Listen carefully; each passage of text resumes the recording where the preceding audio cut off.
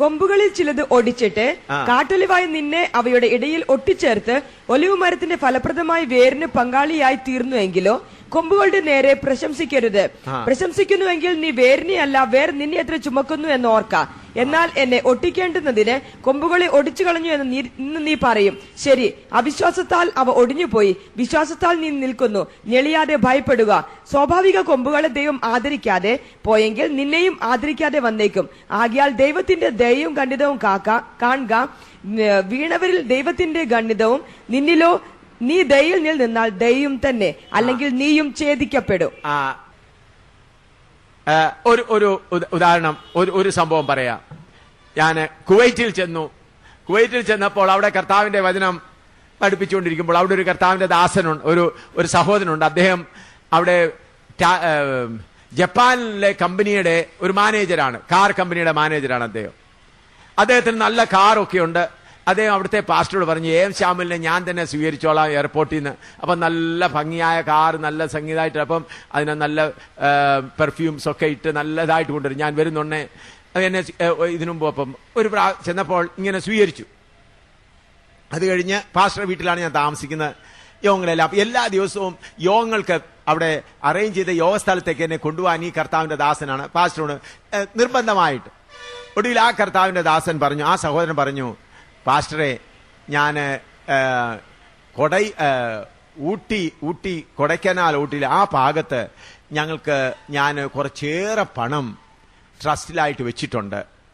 ആ പണം മുഴുവനും നിങ്ങൾക്ക് തരാൻ ആഗ്രഹിക്കുന്നു. അതൊരു വലിയ തുകയാണ്, അതിന്റെ ഇൻട്രസ്റ്റ് തന്നെ നല്ലൊരു തുകയാണ്.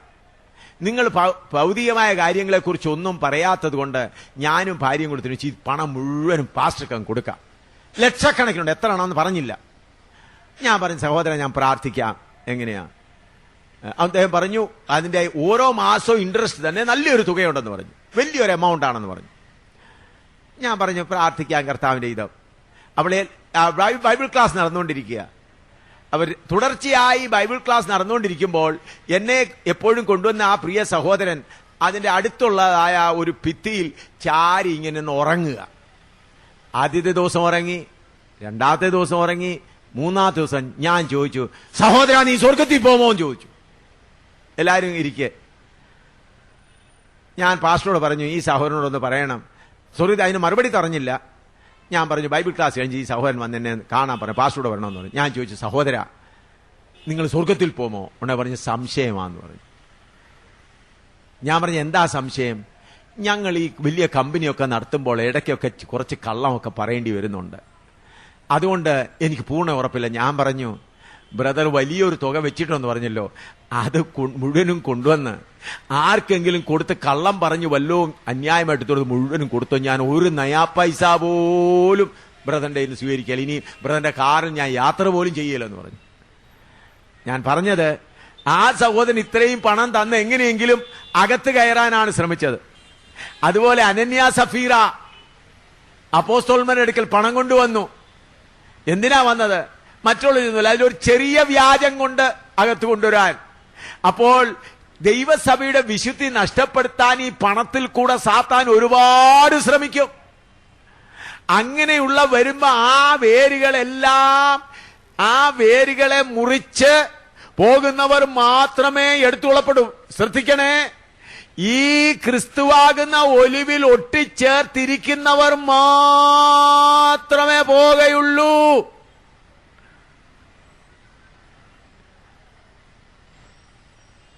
മുന്തിരിക്കൊമ്പിൽ വസിക്കുന്നവരെ പോകുകയുള്ളൂ. ഇതിന്റെ കൂടെ ചിന്തിക്കാനായിട്ട് 1 കൊരിന്ത്യർ 3:10 മുതൽ 15 വരെ ഒന്ന് വായിച്ചാൽ, 1 കൊരിന്ത്യർ 3:10 മുതൽ 15 വരെ. നീതിമാൻ ആരും 1 കൊരിന്ത്യർ 3:10 മുതൽ 15 വരെ. എനിക്ക് ലഭിച്ച ദൈവകൃപയ്ക്ക് ഒത്തവണ്ണം ഞാൻ ജ്ഞാനമുള്ളൊരു പ്രധാന ശില്പിയായി അടിസ്ഥാനം ഇട്ടിരിക്കുന്നു. മറ്റൊരുത്തൻ മീതെ പണിയുന്നു. താൻ എങ്ങനെ പണിയുന്നു എന്ന് ഓരോരുത്തരും നോക്കിക്കൊള്ളട്ടെ. യേശുക്രിസ്തു എന്ന് ഇട്ടിരിക്കുന്ന അടിസ്ഥാനമല്ലാതെ മറ്റൊന്ന് ഇടുവാൻ ആർക്കും കഴിയുകയില്ല. ആ അടിസ്ഥാനത്തിന്മേൽ ആരെങ്കിലും പൊന്ന്, വെള്ളി, വിലയേറിയ കല്ല്, മരം, പുല്ല്, വൈക്കോൽ എന്നിവ പണിയുന്നുവെങ്കിൽ അവനവന്റെ പ്രവൃത്തി വെളിപ്പെട്ടു വരും. ആ ദിവസം അതിനെ തെളിവാക്കും. അത് തീയോടെ വെളിപ്പെട്ടു വരും. ഓരോരുത്തന്റെ പ്രവൃത്തി ഇന്ന വിധമെന്ന് തീ തന്നെ ശോധന ചെയ്യും. ഒരുത്തൻ പണിത പ്രവൃത്തി നിലനിൽക്കുമെങ്കിൽ അവന് പ്രതിഫലം കിട്ടും. ഒരുത്തന്റെ പ്രവൃത്തി വെന്തുപോയെങ്കിൽ അവന് ഛേദം വരും. താനോ രക്ഷിക്കപ്പെടും, എന്നാൽ തീയിൽ കൂടി എന്ന പോലെ അത്രേ. പ്രിയമുള്ളവരെ, ദൈവദാസന്മാരെ, ദൈവമക്കളെ, ഞാൻ ദൈവത്തിന്റെ സത്യം നിങ്ങളോട് അറിയിച്ചേ മതിയാകുള്ളൂ. ഞാൻ ഇവിടുന്ന് പോകുമ്പോൾ, മുണ്ടക്കയത്ത് നിന്ന് ഞങ്ങളുടെ യാത്ര തിരിക്കുമ്പോൾ, എന്റെ മനസാക്ഷി എന്നോട് പറയണം, പരിശുദ്ധാത്മാവിനെ ഏൽപ്പിച്ചത് മുഴുവനും ഞാൻ പറഞ്ഞു. അതുകൊണ്ടാണ് ഞാൻ പറയാൻ പോകുന്നത്. ഞാൻ ഇന്നലെ കല്ലിന്റെ കാര്യങ്ങൾ പറഞ്ഞു. ഇന്ന് കാട്ടൊളിവിൽ നമ്മളെ വെട്ടി അവൻ ഒട്ടിച്ച കാര്യങ്ങൾ പറയുന്നു. അതുപോലെ ക്രിസ്തുവിന്റെ ശരീരമാകുന്ന സഭ ക്രിസ്തുവിന്റെ ശരീരത്തിന്റെ അംഗമാണെന്ന് പറയുന്നു.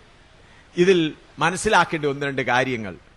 ഈ കാലത്ത് ലളിതമായ സുവിശേഷം പറഞ്ഞ് ശരിയായ സുവിശേഷം പറയാതെ ഒരുപാട് വൈക്കോലും ഒരുപാട് മരവും ഒക്കെ വരുന്നുണ്ട്. അത് വെച്ച് പണിയുമ്പോൾ വലിയതായിട്ട് തോന്നും. പെട്ടെന്ന് ചിലർ പറയും, നമ്മുടെ സഭയുടെ ഗ്രോത്ത് കണ്ടില്ല, വളർച്ച കണ്ടില്ലോ, ആദ്യം 100 പിന്നെ 300 പിന്നെ 500.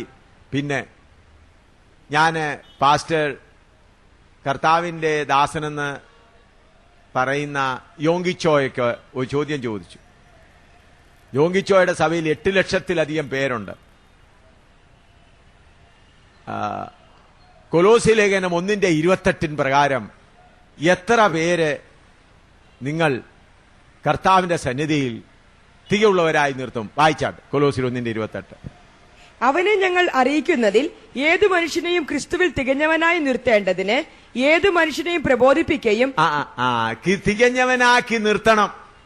അവരെ ആട്ടവും പാട്ടവും ചാടിച്ച് അന്യഭാഷ പറയിപ്പിച്ച് അവരുടെ രോഗങ്ങൾ മാറ്റിയാ പോരാ. ഓരോരുത്തരെ ക്രിസ്തുവിൽ തികയുള്ളവരായി നിർത്തണം. എബ്രായ ലേഖനം 13:17 വായിച്ചാൽ, എബ്രായ ലേഖനം 13:17. നിങ്ങളെ നടത്തുന്നവരെ അനുസരിച്ച് കീഴടങ്ങിയിരിപ്പീൻ. അവർ കണക്ക് ബോധിപ്പിക്കേണ്ടുന്നവരാകിയാൽ നിങ്ങളുടെ ആത്മാക്കൾക്ക് വേണ്ടി ജാഗരിച്ചിരിക്കുന്നു. ആത്മാക്കൾക്ക് വേണ്ടി ഞാൻ കർത്താവിന്റെ ദാസന്മാരോട് ചോദിക്കുന്നു, നിങ്ങളുടെ സഭയിലുള്ള എത്ര പേർക്ക് ആത്മാക്കൾക്ക് വേണ്ടി നിങ്ങൾ ജാഗരിപ്പാൻ കഴിയും?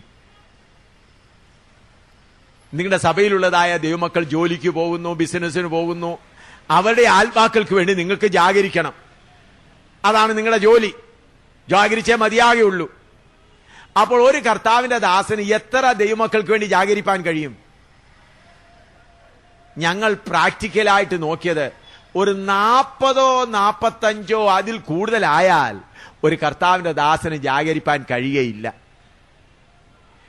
ഈ വലിയ സഭകളൊക്കെ വന്നത് ദൈവത്തിൽ നിന്ന് വന്നതല്ല. അത് ദൈവസഭയുടെ വിശുദ്ധിയെ മാറ്റുവാൻ ആൾക്കൂട്ടം കൊണ്ടുവന്ന് നടത്താനായിട്ടാണ് വന്നതല്ല.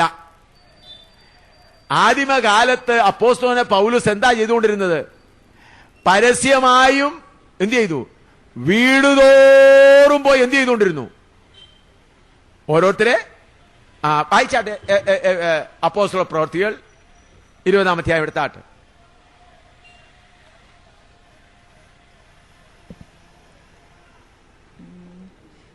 19-20 അധ്യായത്തിന്റെ 19-20 വായിച്ചാട്ടെ.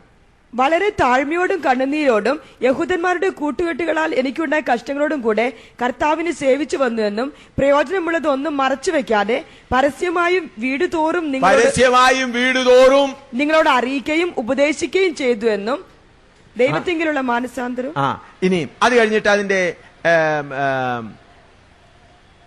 31 വായിച്ചാട്ട്.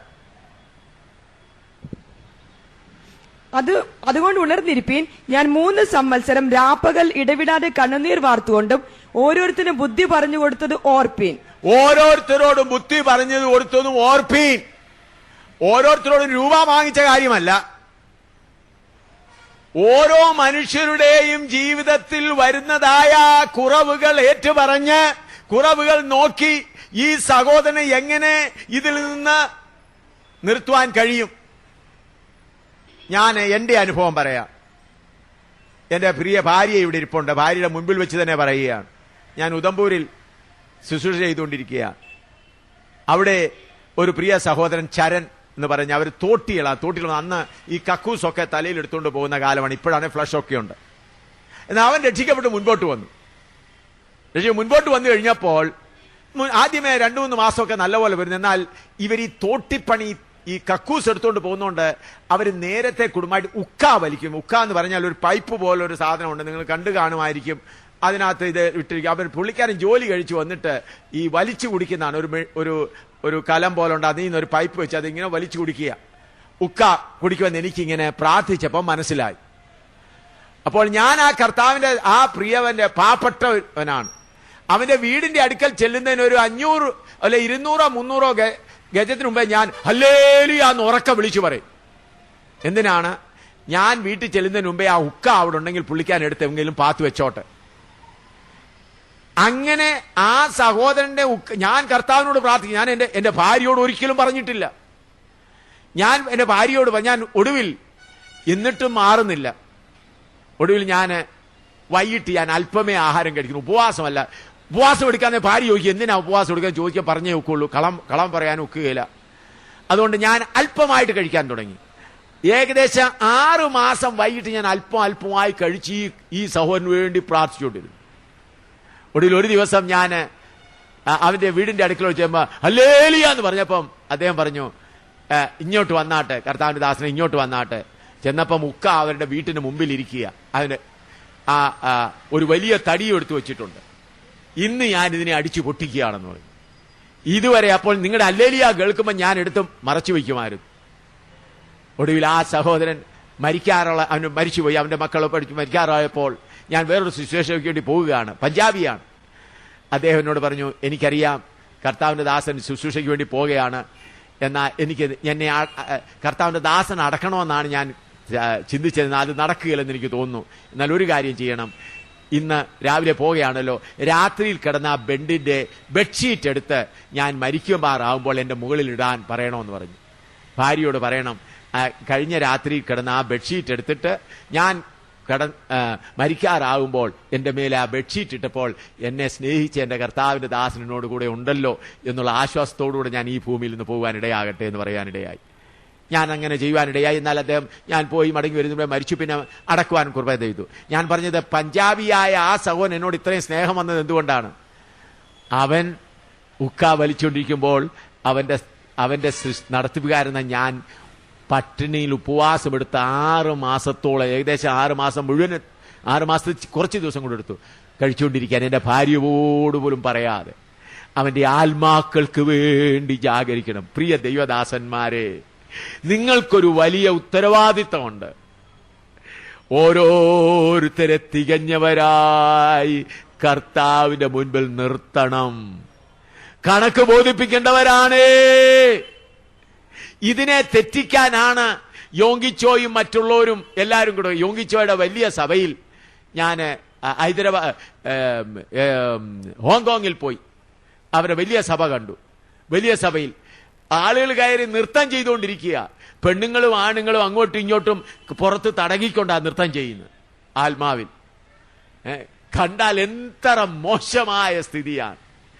ആകയാൽ ഈ യോങ്കിച്ചോ പരിപാടിയെല്ലാം വിട്ടേച്ച്, ഈ ഭൗതിക പരിപാടിയെല്ലാം വിട്ടേച്ച് ഞാൻ കേരളത്തിലുള്ള ദൈവജനത്തോട് പറയുന്നത്, നിങ്ങൾക്ക് ലഭിച്ചതായ ചില വിശ്വാസികളെ വിശുദ്ധരായി കർത്താവിന്റെ സന്നിധി നിർത്തേണ്ടതായ ഉത്തരവാദിത്വം നിങ്ങൾക്കുണ്ട്. നിങ്ങൾ കണക്ക് ബോധിപ്പിക്കേണ്ടവരാണ്. ഞങ്ങൾ വടക്കേണ്ടിയിൽ എന്താ ചെയ്യുന്നത്? എവിടെയെങ്കിലും 50-ൽ കൂടുതൽ വിശ്വാസികളായാൽ ഉടനെ ഞാൻ പറയുന്നത് എൽഡറെ ഏൽപ്പിക്കുക, വേറെടുത്ത് തുടങ്ങുക. അങ്ങനെ ഒരിടത്തും 50-ൽ കൂടുതൽ വിശ്വാസികളെ അനുവദിക്കുകയില്ല. 50 തന്നെ വളരെ ബുദ്ധിമുട്ടിയാണ്.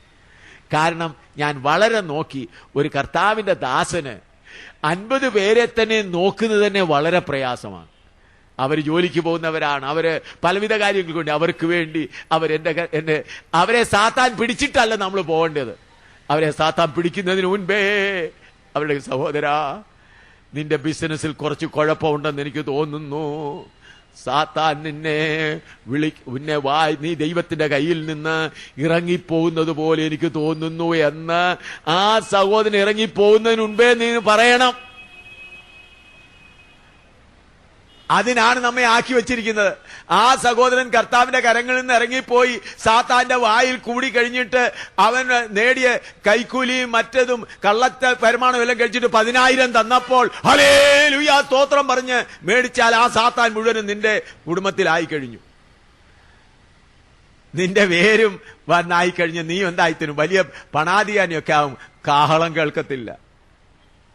ഞാൻ പറയുന്നു, ആഗ്രഹമാകുന്ന വേരുകളെ വിച്ഛേദിക്കാതെ അതുകൊണ്ട് ഭൂമിയിൽ ഇറങ്ങി ബിസിനസ് നടത്തി പണം സമ്പാദിക്കുന്ന ഒരു കർത്താവിന്റെ ദാസനും സ്വർഗരാജ്യം കാണുകയില്ല, കാണുകയില്ല, കാണുകയില്ല.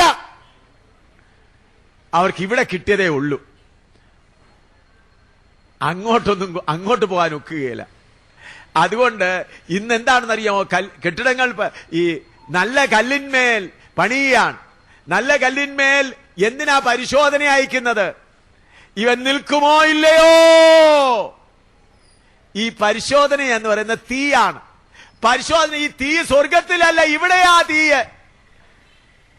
എല്ലാവരും വിചാരിക്കും കർത്താവ് പറഞ്ഞു അന്ന് തീയിൽ വെളിപ്പെടുമെന്ന് പറഞ്ഞാൽ ഇവിടെ നടക്കുന്ന തീയിൽ എന്ന് പറഞ്ഞാൽ വായിച്ചാട്ട് 1 പത്രോസ് 4:12-13 വായിച്ചാട്ട്. 1 പത്രോസ് 4:12-13. പ്രിയമുള്ളവരെ, നിങ്ങൾക്ക് പരീക്ഷയ്ക്കായി സംഭവിച്ചിരിക്കുന്ന അഗ്നിശോധനയെങ്കിൽ ഒരു അപൂർവ കാര്യം നിങ്ങൾക്ക് വന്നുകൂടി എന്ന് വെച്ച് അതിശയിച്ചു പോകരുത്. ക്രിസ്തുവിന്റെ കഷ്ടങ്ങൾക്ക് പങ്കുള്ളവരാകും തോറും സന്തോഷിച്ചു കൊള്ളുവീൻ. അങ്ങനെ നിങ്ങൾ അവന്റെ തേജസ്സിന്റെ പ്രത്യക്ഷതയിൽ ഉല്ലസിച്ചാനന്ദിപ്പാൻ ഇടവരും. പ്രിയമുള്ളവരെ, ഇവിടെ നിന്നയുടെ തീ വരും, അതിൽ നിൽക്കണം. പട്ടിണിയുടെ തീ വരും, അപമാനത്തിന്റെ തീ വരും, ആരോപണങ്ങളുടെ തീ വരും. നമ്മുടെ കർത്താവ് സഹിച്ച സകല തീയും വരും. നമ്മുടെ കർത്താവ് നിന്ന സഹിച്ചു, അപമാനം സഹിച്ചു, പട്ടിണി സഹിച്ചു. കർത്താവ് പട്ടിണി സഹിച്ചോ? നിങ്ങൾക്കറിയാമല്ലോ. ഒരു ദിവസം കർത്താവ്, മത്തായിയുടെ സുവിശേഷം 12-ാം അധ്യായം എടുത്താട്ട്, നമ്മുടെ കർത്താവ് പട്ടിണി അനുഭവിക്കേണ്ടി വന്നോ? 1-ാം വാക്യം. അതിന്റെ 1-ാം വാക്യം വായിച്ചാൽ, ആ കാലത്ത് യേശു ശബത്തിൽ വിളഭൂമിയിൽ കൂടി കടന്നുപോയി. അവന്റെ ശിഷ്യന്മാർ വിശന്നിട്ട് കതിർ പറിച്ചു തിന്നു തുടങ്ങി. ശിഷ്യന്മാര് വിശന്നിട്ട് കതിര് പറിച്ച്, കുറച്ച് കതിരല്ല, അവർ നല്ലപോലെ പറിച്ച് തിന്നുകാരും. അന്നേരം പറഞ്ഞു, നിന്റെ ശിഷ്യന്മാർ എന്ത് ചെയ്യുന്നു? ശബത്തിനെ ലംഘിക്കുന്നു. രാത്രിയിൽ കർത്താവ് കിടന്നിടത്ത് ആഹാരമൊന്നുമില്ലായിരുന്നു. ഒരാൾ പറഞ്ഞു, കർത്താവെ, നിന്റെ ഭവനത്തിൽ ഞാൻ വരാൻ പോയിരിക്കുന്നു. ഉടനെ കർത്താവ് പറഞ്ഞു, കുറുനേരികൾക്ക് കുഴിയും പറവുകൾക്ക് കൂടുമുണ്ട്, മനുഷ്യപുത്രനോ തല ചായ്പാൻ സ്ഥലമില്ല. നിങ്ങൾക്ക് വീടുണ്ടെങ്കിൽ വീട് വിട്ടേച്ച് പോകണമെന്നല്ല ഞാൻ പറയുന്നത്. നിങ്ങൾ വീടിന്റെ സൂക്ഷിപ്പുകാർ മാത്രം. നല്ല വീടുണ്ടെങ്കിൽ സ്തോത്രം, എന്നാൽ അത് നിങ്ങളുടെ വകയല്ല, നിങ്ങൾ അതിന്റെ സൂക്ഷിപ്പുകാർ മാത്രം. എന്നാൽ ആ നല്ല വീട്ടിലും പരദേശി പോലെ പ്രാർത്ഥിക്കണം. കാറുണ്ടെങ്കിലും വാഹനമുണ്ടെങ്കിലും ഞാൻ പരദേശിയാണ്. വസ്തുക്കളുണ്ടെങ്കിലും കർത്താവിന് ഓരോ നിലയിലും ഓരോരുത്തർക്കും വിശ്വാസികൾ വേണം. നല്ല ധനവാന്മാരുടെ സാക്ഷ്യം പറയുവാൻ ചില വിശ്വാസികളെ കർത്താവ് ധനം കൊടുത്ത് അവരെ അതിന്റെ സൂക്ഷിപ്പുകാരാക്കി വയ്ക്കും.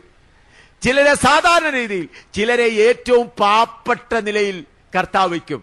ആ പാവപ്പെട്ടവരെ അച്ചായന്മാരെല്ലാം കൂടി വലിയ വീട് മേടിച്ചു കൊടുക്കാനല്ല, ആ പാവപ്പെട്ടവനെ കർത്താവ് അങ്ങനെ ആക്കിയിരിക്കുന്നത് എന്തുകൊണ്ടാണ്? ഇന്ന് ഭൂമിയിൽ പാവപ്പെട്ടവർ കൂടുതലാണ്. അവരുടെ മധ്യത്തിൽ അവരുടെ നിരാശ കൂടാതെ സന്തോഷത്തോടെ കർത്താവിനെ സാക്ഷി പറയുന്നത് കാണുമ്പോൾ ചുറ്റുമുള്ള പാവപ്പെട്ടവർ കണ്ടോ, ക്രിസ്തുവിനുള്ള സന്തോഷം എത്ര വലിയതാണ്. എന്നാൽ ഇന്ന് നമ്മളെന്താ ചിന്തിക്കുന്നത്? പാവപ്പെട്ടവരുടെ എല്ലാം കർത്താവ് അങ്ങനെ ഇരിക്കുകയാണെങ്കിൽ അച്ചായന്മാരെല്ലാം കൂടെ, ഗൾഫിലുള്ള അച്ചായന്മാരും അമേരിക്കയിലുള്ള അച്ചായന്മാരെല്ലാം കൂടി ഒരു താക്കോൽ ദാനത്തോടെ നല്ലൊരു വീടൊക്കെ ഉണ്ടാക്കി കൊടുക്കും. അത് കഴിഞ്ഞിട്ട് പിന്നെ ആ പാവപ്പെട്ട സഹോദരൻ പിന്നെ ചിന്തിക്കുന്നത്, ഇവർ ഈ വീടേ ഉണ്ടാക്കി തന്നില്ല, ഫ്രിഡ്ജ് എന്തുകൊണ്ട് മേടിച്ച് തന്നില്ല, എന്തുകൊണ്ട് അവർ 2 മുറിയൂടെ തന്നില്ലെന്ന് പറഞ്ഞ് പിന്നെ അവർ ലൗകികരായി മാറുകയാണ്. പ്രിയമുള്ളവരെ, ഇതെല്ലാം ശരിയായ മാർഗമല്ല. ശരിയായ മാർഗമല്ല. എല്ലാം തീയിൽ കൂടെ ശോധന ചെയ്തു വരുന്നത് മാത്രമേ കാണിയുള്ള മുണ്ടക്കയത്തുള്ള ദൈവമക്കളെ. ഞാൻ നിങ്ങളോട് ദൈവത്തിന്റെ മനസ്സലി ഓർപ്പിച്ച് പൂർണ്ണ സ്നേഹത്തോടെ, അല്പം പോലും വെറുപ്പോടുകൂടി അല്ല, പൂർണ്ണ സ്നേഹത്തോടെ നിങ്ങളെ എന്നേക്കാൾ ശ്രേഷ്ഠന്മാരെന്ന് എണ്ണിക്കൊണ്ട് വചനമാകുന്ന വെള്ളം കൊണ്ട് നിങ്ങളുടെ കാലുകളെ കഴുകുകയാണ്. നിങ്ങളുടെ അഴുക്കുകളൊക്കെ ഒന്ന് മാറിയേ മതിയാകുള്ളൂ. അതുകൊണ്ട് തീ വരുന്നു. ഓരോ വിശ്വാസിയെയും തീ കൊണ്ട് ശോധന കഴിക്കും. നീ കല്ലാണോ, മരമാണോ, പുല്ലാണോ, വൈക്കോലാണോ എന്ന് എന്ത് ചെയ്യും? തീ പരിശോധിക്കും. ഇപ്പോൾ നാം ഇവിടെ വലിയ വലിയ കെട്ടുകളാക്കി വലിയ വലിയ 1,000 വിശ്വാസികൾ, 25,000 വിശ്വാസികൾ, 10,000 വിശ്വാസികൾ, യോങ്കിച്ചോയ്ക്ക് 8 ലക്ഷം ഉണ്ടെങ്കിൽ നമുക്ക് എന്തുകൊണ്ട് കൂടുതൽ ആയിക്കൂടാ? അല്ലെങ്കിൽ നമുക്കൊരു 10,000-ന് വേണ്ടി പ്രാർത്ഥിച്ചാൽ പോരെ? അതുകൊണ്ട് കർത്താവിദാസന്മാർ എന്ത് ചെയ്യുന്നേ? രക്ഷിക്കപ്പെട്ടെന്നോ കൈവൊക്കിയല്ലോ മുക്കിയേക്കാം, അങ്ങ് എങ്ങനെയെങ്കിലും സ്നാനപ്പെടുത്തിയേക്കാം. അപ്പൊ ഈ വർഷം കർത്താവിന്റെ ദാസന്മാരുടെ ടാർഗറ്റാണ് ഈ വർഷം 1000 വിശ്വാസികൾ, അല്ല ഈ മാസം 1000, അടുത്ത മാസം 1000, അങ്ങനെ എങ്ങനെയെങ്കിലും നമ്മൾ മറ്റുള്ള സഭകളെക്കാൾ കൂടുതൽ. പിന്നെ കർത്താവിന്റെ ദാസന്മാരുടെ നോട്ടമാ, ഇനി 1000 വിശ്വാസികൾ ആരാധനയ്ക്ക് സ്ഥലം വേണമല്ലോ. വലുതങ്ങനെ പോയിക്കൊണ്ടിരിക്കുകയാണ്. പ്രിയമുള്ളവരെ, ഇതിന്റെ ഇടയ്ക്ക് കാഹളം ധ്വനിക്കും. ഇതിന്റെ ഇടയ്ക്ക് കാഹളം ധ്വനിക്കും. കാഹളം ധ്വനിക്കുമ്പോൾ ഒരുക്കപ്പെട്ടവർ മാത്രമേ പോവുകയുള്ളൂ. ആകയാൽ വലിയ വീട്ടിലുള്ള ചാക്കോച്ച, തോമാച്ച, നിന്റെ ബന്ധങ്ങളൊക്കെ എന്ത് ചെയ്തേക്കുള്ളൂ? അറുത്ത് മാറ്റിയൊക്കുള്ളൂ. അറുത്ത് മാറ്റിയൊക്കുള്ളൂ. അറുത്ത് മാറ്റുന്നതിന് പകരം നീ പ്രയാസങ്ങൾ കാണിച്ചാൽ, ഉപവാസം എടുത്താൽ ചിലപ്പോൾ കർത്താവ് അങ്ങ് ഒടിച്ചെന്ന് വന്നേക്കും. ഒടിച്ചു മാറ്റും. ഒടിച്ചു മാറ്റി ഓരോന്നോരോന്ന് ഒടിച്ചു മാറ്റി. കാരണം ഞാൻ നിങ്ങളോട് ചോദിക്കട്ടെ, നിങ്ങൾക്ക് ആർക്കെങ്കിലും അപ്പനമ്മമാരോ ആർക്കെങ്കിലും ഉണ്ടോ? അപ്പനമ്മമാരോ, നിത്യമായ അപ്പനമ്മമാരോ മക്കളോ ഉണ്ടോ? ഒരുത്തർക്കുമില്ല. നമ്മുടെ ആത്മാവിനും പ്രാണനും, എനിക്ക് എന്റെ ഭാര്യ ഇവിടെ ഇരിക്കുന്നു, എന്റെ മകനിരിക്കുന്നു, മരുമകൾ ഇവിടെയുണ്ട്. ഞാൻ പറയട്ടെ, എന്റെ ശരീരത്തിനൊരു ഭാര്യ ലഭിച്ചു, എന്റെ ശരീരത്തിന് എനിക്ക് ഒരു മകനും മകളും ലഭിച്ചു. എന്നാൽ എന്റെ ആത്മാവിനും പ്രാണനും ഭാര്യയുമില്ല, മകനുമില്ല, മകളുമില്ല. ഹല്ലേലൂയ. എന്നെ നല്ലവണ്ണം സ്നേഹിക്കുന്ന ഒരു പിതാവും മാതാവും ഉണ്ടായിരുന്നു. അവര് എന്നെ ഇത്രയും ആക്കിയിട്ട് അവർ കടന്നുപോയി. അവർ പോയിടത്ത് തന്നെ കൊണ്ടുപോയില്ല. എന്റെ പിതാവ് പോയിടത്ത് തന്നെ കൊണ്ടുപോയില്ല. എന്റെ മാതാവ് പോയിടത്ത് തന്നെ കൊണ്ടുപോയില്ല. അതുപോലെ നിങ്ങൾക്ക് സംഭവിക്കും എല്ലാവർക്കും. നമ്മളെല്ലാം ഒരു ട്രെയിനിൽ യാത്ര ചെയ്യുന്നത് പോലെ ഉള്ളൂ. നമ്മുടെ ഈ ഭാര്യ ഭർത്താവ് ബന്ധം മറ്റേതെല്ലാം ട്രെയിനിൽ യാത്ര ചെയ്യുന്നത് പോലെ ഉള്ളൂ. എന്നാൽ അവരെല്ലാവരും എന്റെ ഹൃദയത്തിൽ എനിക്ക് കൂടുതൽ സന്തോഷം തരുന്നത് ഇതാണ്. ഞാൻ കർത്താവിന്റെ ശരീരത്തിന്റെ അംഗമായി തീർന്നതുപോലെ എന്റെ ഭാര്യയെയും മകനെയും മകളെയും ക്രിസ്തുവിന്റെ ശരീരത്തിന്റെ അംഗമാക്കി തീർക്കുവാൻ ഞാൻ പൂർണ്ണമായി പരിശ്രമിച്ചു. കൃപയാൽ, ദൈവത്തിന്റെ മഹാകൃപയാൽ അത് സാധിക്കുവാനിടയായി. അതുകൊണ്ട് ഞങ്ങൾ നിത്യമായി പുതിയ യെരൂശലേമിൽ വസിക്കുമെന്നുള്ള പൂർണ്ണ ഉറപ്പ് കൃപയാലുണ്ട്. കൃപയാൽ പുതിയ യെരൂശലേമിൽ നിത്യമായി വസിക്കും.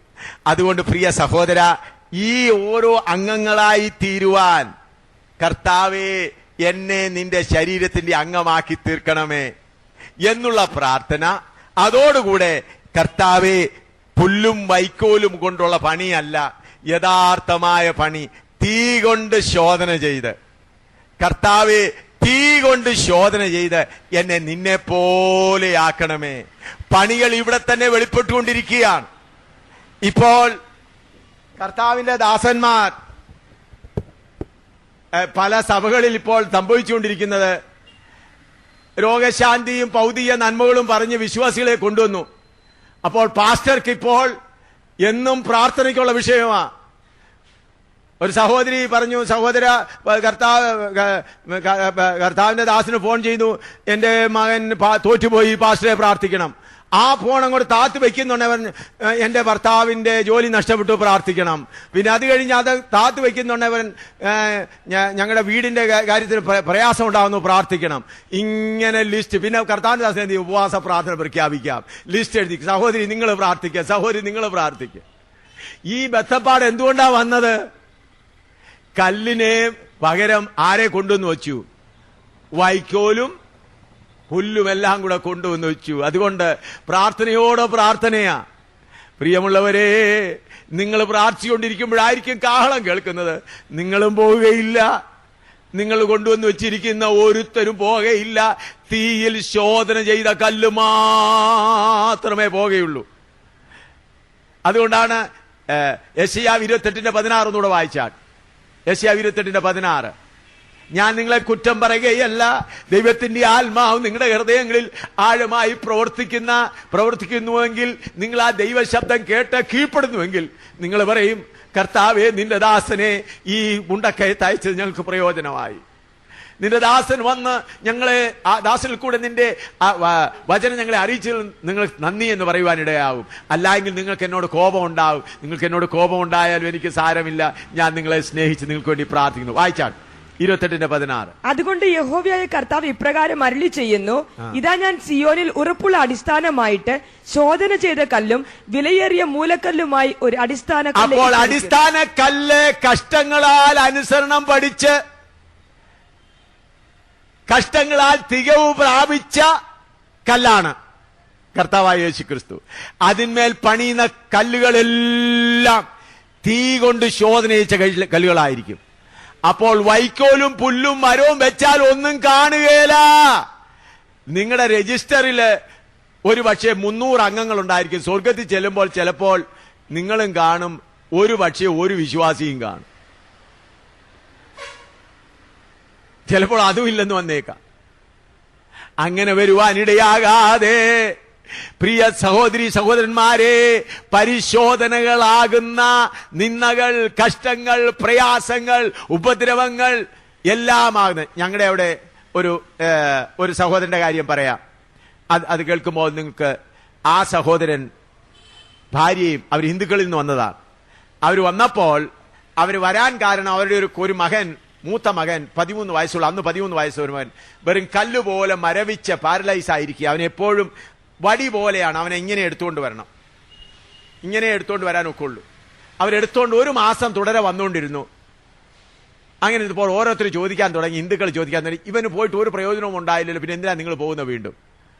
ഒടുവിൽ അവർ പറഞ്ഞു, ഞങ്ങൾ ഇവന്റെ സൗഖ്യമാവണമെന്ന് വിചാരിച്ചാൽ പോയെന്നാൽ അവിടെ ചെന്നപ്പോൾ ഇവന് സൗഖ്യമായില്ലെങ്കിലും ഞങ്ങളുടെ പാപത്തെക്കുറിച്ച് ഞങ്ങൾ ബോധമായി, സത്യദൈവത്തെ ഞങ്ങൾ തിരിച്ചറിയുവാനിടയായി.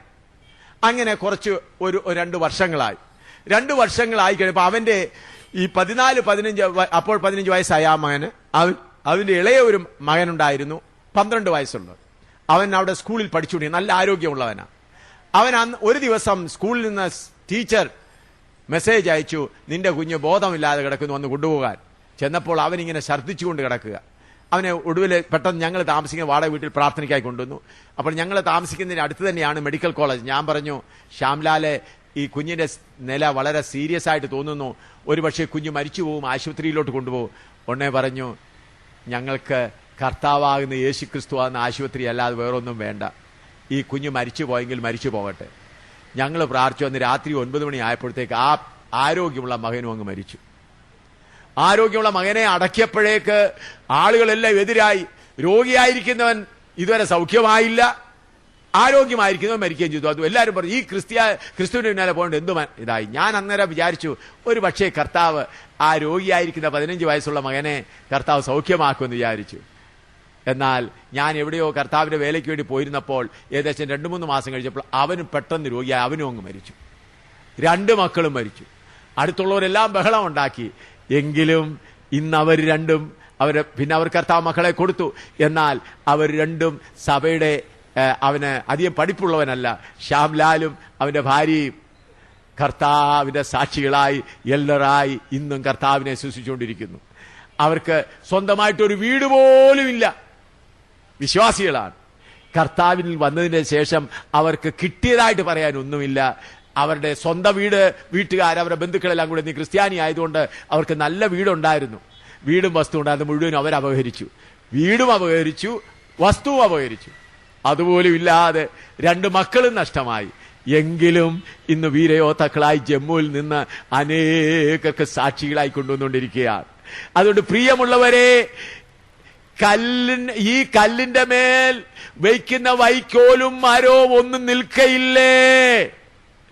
തീ കൊണ്ട് നല്ലവണ്ണം ശോധന ചെയ്ത് തീക്കകത്ത് നിൽക്കാൻ കഴിവുള്ളതും മാത്രമേ നിലനിൽക്കുകയുള്ളൂ. ആയാൽ എന്റെ കൂട്ടു സഹോദരന്മാരെ, കർത്താവിന്റെ വേലയിലായിരിക്കുന്നവരെ, പുല്ല് വെട്ടുന്നത് നിർത്തുവീൻ, മരം വെട്ടിക്കൊണ്ടുവരുന്നത് നിർത്തുവീൻ, വൈക്കോല് വാരിക്കൊണ്ടുവരുന്നത് നിർത്തുവീൻ. സമയം ചെലവാക്കി കല്ലുകൾ പറക്കിക്കൊണ്ടുവരുവീൻ. അവിടെ ഇവിടെയായി കിടക്കുന്ന കല്ലുകളെ കൊണ്ടുവന്ന് വരുവീൻ. ചുറ്റിക്കൊണ്ട് ആ കല്ലുകളെ ഒരുക്കുവീൻ. അതുപോലെ ഓരോ പ്രതികൂലങ്ങളിൽ നിന്ന് മാറി ഒരു തിരുശരീരമാകുവാൻ, കർത്താവിന്റെ തിരുശരീരമാകുവാൻ നാം വേർപെട്ടേ മതിയാകുള്ളൂ. അപ്പോൾ മാത്രമേ ഒരു ശരീരമെന്ന് വെളിപ്പെടുവാൻ കഴിയുള്ളൂ. ആദിമകാലത്തെ സഹോദരന്മാരെല്ലാവരും ഒരു ശരീരം പോലെയായിരുന്നു. അതുകൊണ്ടാണ് അവർക്കുണ്ടായിരുന്നതെല്ലാം വിറ്റിട്ട് അവരെന്തായി? അത് പൊതുവകയായ നെണ്ണി. എന്താ പൊതുവകയായ നെണ്ണിയത്? പറഞ്ഞാട്ട്. ശരീരമെല്ലാം ഒന്നായിരുന്നു. ഹല്ലേലൂയ. കർത്താവിന്റെ വരവ് അടുത്തിരിക്കുകയാണ്. ഈ ദിവസങ്ങളിൽ ശരീരം ഒന്നാകാൻ പോകുകയാണ്. ദൈവത്തിന്റെ പരിശുദ്ധാത്മാവ് ലോകത്തിൽ അവിടെ അവിടെയായി ഒരു പ്രവർത്തനം ആരംഭിച്ചിരിക്കുകയാണ്. അത് എസെക്കിയേൽ പ്രവചനം 37-ാം അധ്യായത്തിൽ നാം വായിക്കുന്നു. എസെക്കിയേൽ പ്രവചനം 37-ാം അധ്യായം 1 മുതൽ 10 വരെ ഒന്ന് വായിച്ചാട്ട്. യഹോവയുടെ കൈ എന്റെ മേൽ വന്നു, യഹോവയുടെ ആത്മാവിൽ എന്നെ പുറപ്പെടുവിച്ച് താഴ്വരയുടെ നടുവിൽ നിർത്തി. അത് അസ്ഥികൾ കൊണ്ട് നിറഞ്ഞിരുന്നു. അവൻ എന്നെ അവയുടെ ഇടയിൽ കൂട്ടി ചുറ്റി ചുറ്റി നടക്കുമാറാക്കി. അവ താഴ്വരയുടെ പരപ്പിൽ എത്രയും അധികമായിരുന്നു, അവ ഏറ്റവും ഉണങ്ങിയും ഇരുന്നു. അവൻ എന്നോട്, മനുഷ്യപുത്ര, ഈ അസ്ഥികൾ ജീവിക്കുമോ എന്ന് ചോദിച്ചു. അതിന് ഞാൻ, യഹോവയായ കർത്താവേ, നീ അറിയുന്നെന്ന് ഉത്തരം പറഞ്ഞു. അവൻ എന്നോട് കൽപ്പിച്ചത്, നീ ഈ അസ്ഥികളെ കുറിച്ച് പ്രവചിച്ചു അവയോട് പറയേണ്ടത്, ഉണങ്ങിയ അസ്ഥികളെ, യഹോവയുടെ വചനം കേൾപ്പീൻ. യഹോവയായ കർത്താവ് ഈ അസ്ഥികളോട് ഇപ്രകാരം ചെയ്യുന്നു, നിങ്ങൾ ജീവിക്കേണ്ടതിന് ഞാൻ നിങ്ങളിൽ ശ്വാസം വരുത്തും. ഞാൻ നിങ്ങളുടെ മേൽ ഞരമ്പ് വെച്ച് മാംസം പിടിപ്പിച്ച് നിങ്ങളെ ത്വക്കുകൊണ്ട് പൊതിഞ്ഞ് നിങ്ങൾ ജീവിക്കേണ്ടതിന് നിങ്ങൾ ശ്വാസം വരുത്തും. ഞാൻ യഹോവ എന്ന് നിങ്ങൾ അറിയും. എന്നോട് കൽപ്പിച്ചതുപോലെ ഞാൻ പ്രവചിച്ചു. ഞാൻ പ്രവചിച്ചുകൊണ്ടിരിക്കുമ്പോൾ ഒരു മുഴക്കം കേട്ടു. ഉടനെ ഒരു ഭൂകമ്പം ഉണ്ടായി. അസ്ഥി അസ്ഥിയോട് വന്നു ചേർന്നു. പിന്നെ ഞാൻ നോക്കി, അവയുടെ മേൽ ഞരമ്പും മാംസവും വന്നതും അവയുടെ മേൽ ത്വക്ക് പൊരിഞ്ഞതും കണ്ടു. എന്നാൽ ശ്വാസം അവയിൽ ഇല്ലാതെ ഇരുന്നു. അപ്പോൾ അവൻ എന്നോട് കൽപ്പിച്ചത്, കാറ്റിനോട് പ്രവചിക്കുക. മനുഷ്യപുത്ര, നീ പ്രവചിച്ചു കാറ്റിനോട് പറയേണ്ടത്, യഹോവയായ കർത്താവ് ഇപ്രകാരം അരുളി ചെയ്യുന്നു, ശ്വാസമേ, നീ 4 കാറ്റുകളിൽ നിന്നും വന്ന് ഈ നിഹതന്മാർ ജീവിക്കേണ്ടതിന് അവരുടെ മേൽ ഊതുക. അവൻ എന്നോട് കൽപ്പിച്ചതുപോലെ ഞാൻ പ്രവചിച്ചപ്പോൾ ശ്വാസം അവരിൽ വന്നു. അവർ ജീവിച്ചു, ഏറ്റവും വലിയ സൈന്യമായി നിവർന്നു നിന്നു. ഹല്ലേലൂയ. പ്രിയമുള്ളവരെ, ഈ പ്രവചനം അക്ഷരികമായി ഇസ്രായേലിന്റെ മേൽ നടന്നതാണ്. എന്നാൽ ആത്മീയ ഇസ്രായേലിനാകുന്ന നമ്മുടെ മധ്യത്തിൽ ഈ പ്രവർത്തനം ആരംഭിച്ചു കഴിഞ്ഞിരിക്കുകയാണ്. ഞാൻ പറഞ്ഞല്ലോ, സഭകളിൽ കളയും നല്ലതും ഒന്നിച്ചു പാർക്കുന്നു. ഇതിന്റെ മധ്യത്തിൽ, കളകളുടെ മധ്യത്തിൽ, ഈ പുല്ലിന്റെയും വൈക്കോലിന്റെയും ഇടയിൽ കുറച്ച് തെരഞ്ഞെടുക്കപ്പെട്ട ദൈവമക്കളുണ്ട്. അവര്, ഇത് ഞാൻ പറയുന്നത് ക്ഷമിക്കണം, ഇത് അസംബ്ലീസ് ഓഫ് ഗോഡാണ്, ഇത് IPC ആണ് എന്ന് വിചാരിച്ചാട്ട് ഇത് ചർച്ച് ഓഫ് ഗോഡ് എല്ലാം പല കൂട്ടമായി ഇങ്ങനെ എല്ലാവരും അസ്ഥിയായിട്ട് ഇങ്ങനെ പിരിഞ്ഞു കിടക്കുകയാണ്. ഇന്ന് കൂടുതൽ അസ്ഥിയുടെ ബിസിനസ്സാണ് നടക്കുന്നത്. ഞങ്ങളുടെ കൂടെ ഇത്ര പേരുണ്ട്, ഞങ്ങളുടെ കൂടെ ഇത്ര പേരുണ്ട്. അതങ്ങനെ നടന്നുകൊണ്ടിരിക്കട്ടെ. എന്നാൽ ഇതിന്റെ മധ്യത്തിൽ ദൈവത്തിന്റെ പരിശുദ്ധാത്മാവ് ഒരു ചലനം ആരംഭിച്ചു കഴിഞ്ഞിരിക്കുകയാണ്. അത് പൊതുസഭയ്ക്കല്ല. അസ്ഥി വന്ന് IPCയിലെ അസ്ഥി ഷാരോനിലെ അസ്ഥിയോട് വന്നങ്ങ് യോജിക്കും. ആ അസ്ഥിയോട് ചർച്ച് ഓഫ് ഗോഡിലെ അസ്ഥിയായിരിക്കും വന്ന് യോജിക്കുന്നത്. അതിനുശേഷം അസംബ്ലീസ് ഓഫ് ഗോഡിലെ അസ്ഥി വന്ന് യോജിക്കും. ഇങ്ങനെ ഉള്ളിലൊരു വലിയ ഭൂചലനം പരിശുദ്ധാത്മാവ് ആരംഭിച്ചു കഴിഞ്ഞത് ഞാൻ ആത്മാവിൽ കാണുന്നു. അതാർക്കും തടയുവാൻ കഴിയയില്ല. നിങ്ങൾ വിചാരിക്കരുത് ഇനിയും വരുന്നത് ദൈവത്തിന്റെ തിരുസഭയാകുന്ന ഒരു പുതിയ സഭ തുടങ്ങാൻ പോവുകയാണ്. അല്ല, പുതിയ സഭയല്ല വരാൻ പോകുന്നത്. തീയിൽ ശോധന കഴിക്കപ്പെട്ടതായ അസ്ഥികൾ, അവിടെ പറയുന്ന അസ്ഥി വന്ന് എന്ത് ചെയ്യും? അസ്ഥിയോട് ചേരും എന്ന് പറഞ്ഞാൽ ഇപ്പൊ അസ്ഥി എവിടെ കിടക്കുക? മാറിക്കിടക്കുക. ഇപ്പോൾ ഇത് നോക്കി അടിഞ്ഞോട് ശ്രദ്ധിക്കണേ. അതിനാ ഇതൊക്കെ ഉണ്ടാക്കിക്കൊണ്ട് വന്നത്.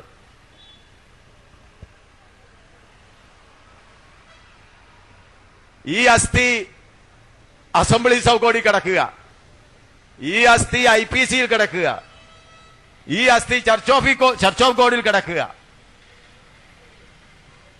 എന്നാൽ ദൈവത്തിന്റെ പരിശുദ്ധാത്മാവിന്റെ ഉള്ളിൽ കൂടെയുള്ള ഒഴുക്ക് നിമിത്തം, ഹല്ലേലൂയ, ചർച്ച് ഓഫ് ഗോഡിലുള്ള തോമാച്ചൻ വന്ന് തന്റെ അസ്ഥിയോടെ ചേരും. അത് കഴിഞ്ഞ് IPCയിലുള്ള കർത്താവിന്റെ ദാസൻ വന്ന് അവന്റെ അസ്ഥിയോടെ ചേരും. ഹല്ലേലൂയ.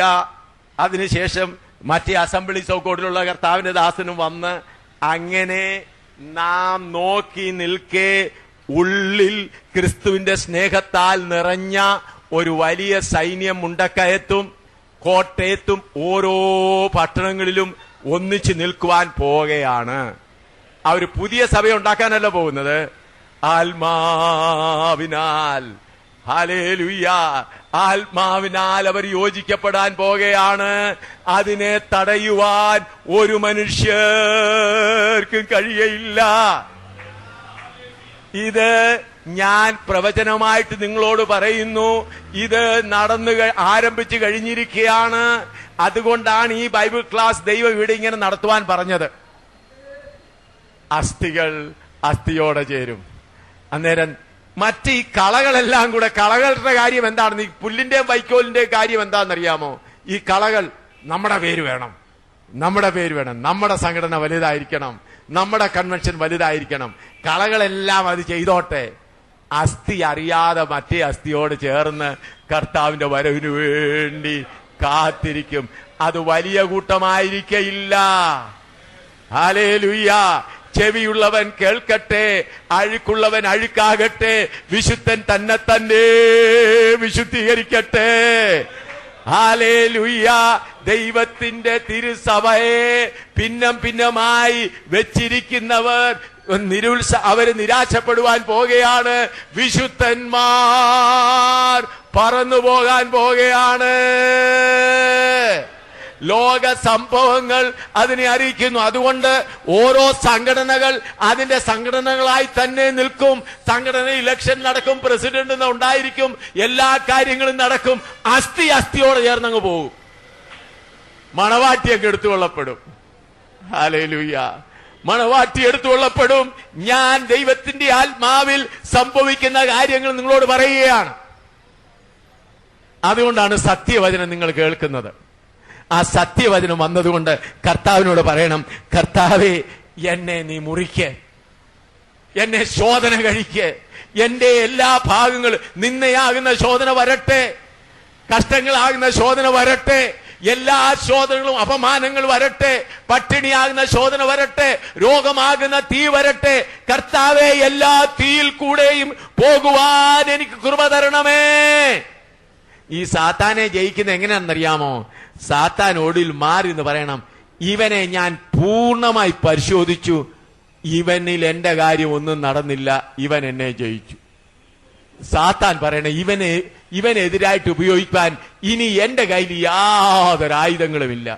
എല്ലാ ആയുധങ്ങളും ഞാൻ ഉപയോഗിച്ചു, എല്ലാ ആയുധങ്ങളും ഉപയോഗിച്ചിട്ടും ഇവൻ ജയിച്ചു എന്ന്. കാരണം ഇവൻ നിന്റെ കുടുംബത്തിൽ ജനിക്കപ്പെട്ടവനാണ്. ഹല്ലേലൂയ. പ്രിയമുള്ളവരെ, നമ്മൾ ക്രിസ്തുവിന്റെ ശരീരമായിരിക്കെ നമ്മൾ ഭൗതിക കാര്യങ്ങളൊന്നും ചോദിക്കേണ്ട ആവശ്യമില്ല. ഇങ്ങോട്ട് നോക്കിയാട്ടെ, ഇത് ക്രിസ്തുവിന്റെ ശരീരമാണ്, ഇത് തലയാണ്. ഈ തല ഓരോ കാര്യങ്ങളും നോക്കിക്കൊണ്ടിരിക്കുക. കൈക്ക് ആവശ്യമുള്ളത് തല നോക്കുന്നുണ്ട്, പാദത്തിന് ആവശ്യമായി തല നോക്കുന്നുണ്ട്. എല്ലാ തല നോക്കിക്കൊണ്ടിരിക്കുമ്പോൾ പാദം ചോദിക്കേണ്ട ആവശ്യമില്ല, എന്റെ ചെരുപ്പ് എവിടുന്നാ വരുന്നേന്ന്. പാദത്തിന് ചോദിക്കണോ? തല പറയും, ഓ ആ ചെരുപ്പ് പഴയതായല്ലോ, പുതിയ ചെരുപ്പ് വേണമല്ലോ. അതുപോലെ നമ്മുടെ കർത്താവുമായുള്ള ഇത്ര അടുത്ത ബന്ധമാണ് നമുക്ക് നൽകിയിരിക്കുന്നത്. ഹല്ലേലൂയ. ഒരു ശരീരമായിരിക്കുന്ന ബന്ധം, കർത്താവിനോടുള്ള ബന്ധം എന്ന് പറയുന്നത് നാം അവന്റെ ശരീരമായി തീർന്നു. ഒന്ന്, നാം അവന്റെ കുടുംബത്തിലാകുവാൻ അവൻ ഭാഗ്യം തന്നു, അവന്റെ മക്കളാകുവാൻ ഭാഗ്യം തന്നു. അതിൽ കൂടുതലായി അവന്റെ ശരീരത്തിന്റെ അംഗമായി. ഇതിൽ കൂടുതൽ വലിയ അനുഗ്രഹം ഉണ്ടോ? പറഞ്ഞാട്ട്. ദൈവത്തിന്റെ കുടുംബത്തിൽ ജനിക്കുവാനുള്ള ഭാഗ്യം ലഭിച്ചു, അതുകൂടാതെ അവന്റെ മകനാകുവാൻ ഭാഗ്യം ലഭിച്ചു, അതിൽ കൂടി അവന്റെ ശരീരത്തിന്റെ അംഗമായി തീരുവാൻ. ഇതിൽ കൂടി അനുഗ്രഹം ലോകത്തിൽ എന്തെങ്കിലും ഉണ്ടോ എന്ന് പറഞ്ഞാട്ട്. ദൈവത്തിന്റെ ശരീരത്തിന്റെ അംഗമായി തീരുന്നതിന് അപ്പുറമായി വല്ല അനുഗ്രഹമുണ്ടോ? ഹല്ലേലൂയ. ഈ കാര്യം മനസ്സിലായവർ പിന്നെ ഈ ചപ്പിനും കുപ്പയ്ക്കും ഒന്നും കിടന്ന് പ്രാർത്ഥിക്കത്തില്ല. അതുകൊണ്ട് അപ്പോസ്തലനായ പൗലോസ് പറഞ്ഞത്, എനിക്ക് ലാഭമായിരുന്നു ഒക്കെ ഞാൻ എങ്ങനെ എണ്ണി, ഛേദമെന്ന് എണ്ണി, അതിനെ ചപ്പും കുപ്പയും എന്ന് എണ്ണിയിരിക്കുന്നു. ആകയാൽ പ്രിയ വിശുദ്ധന്മാരെ, നമ്മുടെ സ്ഥാനം എവിടെയാണെന്ന് അതുകൂടെ നോക്കിയാട്ടെ. ഒന്ന് കൊരിന്ത്യർ 9 അധ്യായത്തിൽ 4 അധ്യായം 9 മുതൽ പെട്ടെന്ന് വായിച്ചാട്ടെ. 1 കൊരിന്ത്യർ 4:9 മുതൽ ഒന്ന് വായിച്ചാട്ടെ. ഹല്ലേലൂയ. പെട്ടെന്ന് ഞാൻ നിർത്താം. ഞങ്ങൾ ലോകത്തിന് ദൂതന്മാർക്കും മനുഷ്യർക്കും തന്നെ കൂത്തുകാഴ്ചയായി തീർന്നിരിക്കാൻ ദൈവം അപ്പോസ്തലന്മാരായി ഞങ്ങളെ ഒടുക്കത്തവരായി മരണവിധിയിൽ ഉൾപ്പെട്ടവരെ പോലെ നിർത്തിയെന്ന് എനിക്ക് തോന്നുന്നു. ഹല്ലേലൂയ. അപ്പോസ്തലന്മാരായവരെ ദൈവം എങ്ങനെയാ നിർത്തിയിരിക്കുന്നത്? ദൂതന്മാർക്കും ലോകത്തിനും കൂത്തുകാഴ്ച. അതെന്തുകൊണ്ടാണ്? നമ്മുടെ കർത്താവ് കൂത്തുകാഴ്ചയായി, അപ്പോസ്തലന്മാരെല്ലാവരും കൂത്തുകാഴ്ചയായി. പ്രിയ ദൈവദാസന്മാരെ, നമ്മൾക്ക് തിരുവാൻഡ്രത്ത് പോയിട്ട് നമ്മൾ ഇത്രായിരം പെന്തക്കോസുകാരുണ്ടെന്ന് കാണിക്കല്ല വേണ്ടത്. നിന്നയും അപമാനവും കഷ്ടങ്ങളും ചുമന്നുകൊണ്ട് കൂത്തുകാഴ്ചയായി തീരുവാൻ ഒരുങ്ങുക. അതിനുശേഷം എബ്രായ ലേഖനം 12 മുതൽ 14 വരെ വായിച്ചാൽ. എബ്രായ ലേഖനം 13. അങ്ങനെ യേശുവും സ്വന്തം രക്തത്താൽ ജനത്തെ വിശുദ്ധീകരിക്കേണ്ടതിന് നഗരവാതിലിന് പുറത്തു വെച്ച് കഷ്ടം അനുഭവിച്ചു. ആകയാൽ നാം അവന് നിന്ന ചുമന്നുകൊണ്ട് പാളയത്തിന് പുറത്ത് അവന്റെ അടുക്കൽ ചെല്ലുക. നിന്ന ചുമന്നുകൊണ്ട് പാളയത്തിന് പുറത്ത് അവന്റെ അടുക്കൽ ചെല്ലുക. ഇവിടെ നമുക്ക് നിലനിൽക്കുന്ന നഗരമില്ലല്ലോ, വരുവാനുള്ളത് അത്ര നാം അന്വേഷിക്കുന്നത്. ദൈവദാസരെ, മുണ്ടക്കയത്തുള്ളതായ തിരഞ്ഞെടുക്കപ്പെട്ട ദൈവജനമേ, നാം പാളയത്തിനകത്തല്ല, പാളയത്തിന് പുറത്തു പോകണം. ഈ വലിയ വലിയ പട്ടണങ്ങൾ മുൻകാലങ്ങളിൽ വലിയ മതിലുകൾ ഉണ്ടായിരുന്നു, ആ കോട്ടകളുണ്ട്. അപ്പൊ ആ കോട്ടയ്ക്കകത്ത് അഴുക്കൊന്നും ഇടത്തില്ല, കോട്ടയ്ക്ക് വെളിയിലാണ് ഇടുന്നത്. എല്ലാ അഴുക്കും എല്ലാം, അന്നൊക്കെ ഈ ലാട്രിനൊന്നും ഇല്ലല്ലോ, ഫ്ലഷ് ഔട്ടില്ല, ലാട്രിനും എല്ലാ സാധനങ്ങളും വെളിയിലാണ് ഇടുന്നത്. അപ്പോൾ പാളയത്തിന് പുറത്ത് എന്താണെന്നറിയാമോ? അഴുക്കും ചത്ത പട്ടികളും അതുപോലെ കക്കൂസും എല്ലാമാണ് കിടക്കുന്നത്. പ്രിയ സഹോദര സഹോദരി, യേശു അവിടെയാ നിൽക്കുന്നത്. അപ്പോസ്തലൻ പൗലോസ് എന്താണ് പറയുന്നത്? പാളയത്തിന് പുറത്ത് അവന്റെ അടുക്കലേക്ക് പോകാം. പാളയത്തിന് പുറത്തിറങ്ങിയ ദൈവപൈതലേ, നിന്റെ യാത്ര അവസാനിക്കുന്ന ഗോൽഗോഥായിലാണ്. നീ ഗോൽഗോഥായിലേക്ക് പോകുമ്പോൾ നിന്റെ ക്രൂശും എടുത്തോണ്ടാ പോകേണ്ടത്. നിന്റെ ക്രൂശും എടുത്തോണ്ടാ പോകേണ്ടത്. ഗോൽഗോഥായിൽ പോകാത്തത് എന്താണെന്നറിയാമോ? ക്രൂശ് വേണ്ട. ക്രൂശ് എടുത്തു കഴിഞ്ഞാൽ പിന്നെന്താ ചിന്ത? എന്താണ്? ക്രൂശ് എവിടെ ഇറക്കാനൊക്കെ ഉള്ളൂ? നിന്നെ ക്രൂശിക്കേണ്ടതായ ക്രൂശ് നീ എടുത്തുകൊണ്ട് ഗോൽഗോഥായിൽ ചെന്നെങ്കിൽ മാത്രമേ എന്റെ ഓട്ടം ഓടി എന്ന് പറയുവാൻ കഴിയുകയുള്ളൂ. പ്രിയ ദൈവദാസന്മാരെ, നിങ്ങൾ ഇന്ന് പാളയത്തിനകത്താണോ പാളയത്തിന് പുറത്താണോ? ഞാൻ പാളയത്തിന് പുറത്ത് യേശുവിനോടുകൂടെ യാത്ര ചെയ്തുകൊണ്ട് എന്റെ ക്രൂശ് എടുത്തുകൊണ്ട് ഞാൻ നിങ്ങളെ സ്നേഹത്തോടെ വിളിക്കുകയാണ്. മുണ്ടക്കയത്തുള്ള ദൈവജനമേ, ദൈവദാസന്മാരെ,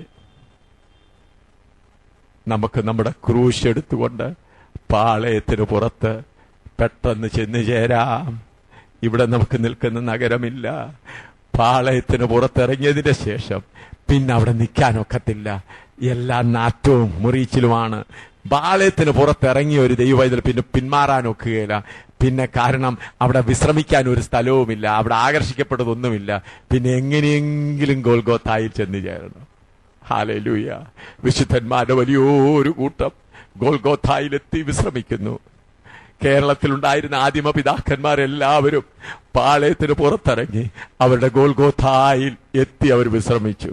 അതുപോലെ ദൈവജനമേ, ഞാൻ നിങ്ങളോട് താഴ്മയായി അപേക്ഷിക്കുന്നത്, മുണ്ടക്കയത്തുള്ള ദൈവജനമേ, യഥാർത്ഥ വചനത്തിന്റെ പ്രധാനപ്പെട്ട ഭാഗങ്ങളൊക്കെ നിങ്ങൾക്ക് കേൾപ്പാനിടയായി.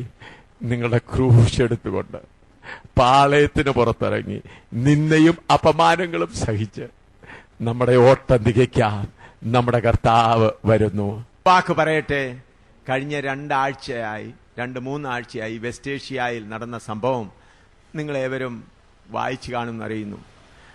1948 മുതൽ ഇസ്രായേൽ യുദ്ധം ചെയ്തുകൊണ്ടിരിക്കാൻ ഞങ്ങളെ ഒരു രാഷ്ട്രമായി അംഗീകരിക്കണമെന്ന്. എന്നാൽ ഏകദേശം 2 ആഴ്ചയ്ക്ക് മുൻപ് പലസ്തീൻകാരും മറ്റുള്ളവരെല്ലാം കൂടെ ചേർന്ന് പറഞ്ഞു, ഇസ്രായേലിനെ ഞങ്ങൾ രാഷ്ട്രമായി അംഗീകരിക്കുന്നു. 1948 ശേഷം ആദ്യമായി പറഞ്ഞതാണ്. UNO ശ്രമിച്ചിട്ട് നടന്നില്ല. അതുപോലെ അവർ പറഞ്ഞു, യെരുശലേം ഇസ്രായേലിന്റെ തലസ്ഥാനമായി കൊടുക്കാൻ ഞങ്ങൾ തീരുമാനിച്ചിരിക്കുന്നു. അതുപോലെ ഇസ്രായേലും പറഞ്ഞു, പാലസ്തീനെ ഒരു രാഷ്ട്രമായി സ്വീകരിപ്പാൻ ഞങ്ങൾ ഒരുങ്ങിയിരിക്കുന്നു. പ്രസിഡന്റ് ബുഷ് ഇറങ്ങുന്നതിന് മുൻപേ എങ്ങനെയെങ്കിലും ഈ കരാറിന് ഒപ്പുവയ്ക്കുവാനുള്ളതായ ശ്രമം നടന്നുകൊണ്ടിരിക്കുകയാണ്. എന്നാൽ ഹിസ്ബുള്ള കാര് ലബാനോനിൽ കുറച്ച് പ്രയാസങ്ങൾ ഉണ്ടാക്കിക്കൊണ്ടിരിക്കുന്നു. അതെന്തുകൊണ്ടാണെന്നറിയാമോ? തെരഞ്ഞെടുക്കപ്പെട്ട കുറച്ച് കല്ലുകളുടെ ഒരുക്കം ഇതുവരെ പൂർത്തീകരിച്ചിട്ടില്ല. പ്രിയമുള്ളവരെ, യെരുശലേം അവരുടെ ക്യാപിറ്റൽ ആകുന്നതിന് മുൻപ് തിരുസഭ ഇവിടുന്ന് എടുത്തുകൊള്ളപ്പെടും. തിരുസഭ എടുത്തുകൊള്ളപ്പെടും. സകല സംഭവങ്ങളും അത് തന്നെ പറയുന്നു.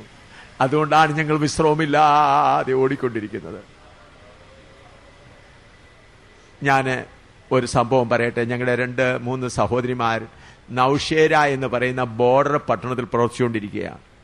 അവർക്ക് ഒരുപാട് എതിർപ്പുകൾ നേരിടേണ്ടി വന്നു, കഷ്ടങ്ങൾ നേരിടേണ്ടി വന്നു. എന്നാൽ ഇന്നലെ ആ ബോർഡർ പട്ടണം പാകിസ്ഥാനിൽ നിന്ന് 7 പേര് സ്നാനപ്പെട്ട് 13 പേര് പരിശുദ്ധാത്മനിറവ് പ്രാപിച്ച ചെറിയ 3 സഹോദരിമാരിൽ കൂടെ കർത്താവ് വലിയ കാര്യം ചെയ്തു. ഞാൻ പറഞ്ഞതിന്റെ താല്പര്യം, കാട്ടുപ്രാക്കൾ അവിടുന്നായി ഇവരാരും ക്രിസ്ത്യാനികളല്ലേ, മുൻപോട്ട് വന്നുകൊണ്ടിരിക്കുകയാണ്. വടക്കേ ഇന്ത്യയിൽ നടന്നുകൊണ്ടിരിക്കുന്ന വലിയ ഉണർവ് ഞങ്ങൾ കാണുന്നു. എതിർപ്പുള്ള മധ്യേ കേരളത്തിലെ ദൈവജനമേ, മേഘം പൊങ്ങിക്കാണുന്നേ. ഹല്ലേലൂയ. മേഘം പൊങ്ങിക്കാണുന്നു. അവിടെ പ്രത്യാശയുടെ ആ ഒരടി നമുക്കൊന്നുകൂടെ പാടാം. മേഘം പൊങ്ങി കാണുന്നേ, നിത്യ കൂടാരത്തിൽ ചേരാറായി. മേഘം പൊങ്ങി കാണുന്നേ, നിത്യ കൂടാരത്തിൽ ചേരാറായി. ആശാപാശമാകും കുറ്റികൾ കയറുമാറുത്തു നീക്കണം. ആശാപാശമാകും കുറ്റികൾ കയറുമാറുത്തു നീക്കണം. കണ്ടിടൂ കണ്ടിടൂ പ്രിയനെ ഞാൻ കണ്ടിടൂ. കണ്ടിടൂ കണ്ടിടൂ കണ്ടിടൂ പ്രിയനെ ഞാൻ കണ്ടിടൂ. അന്യനല്ല സ്വന്തം യേശുവേ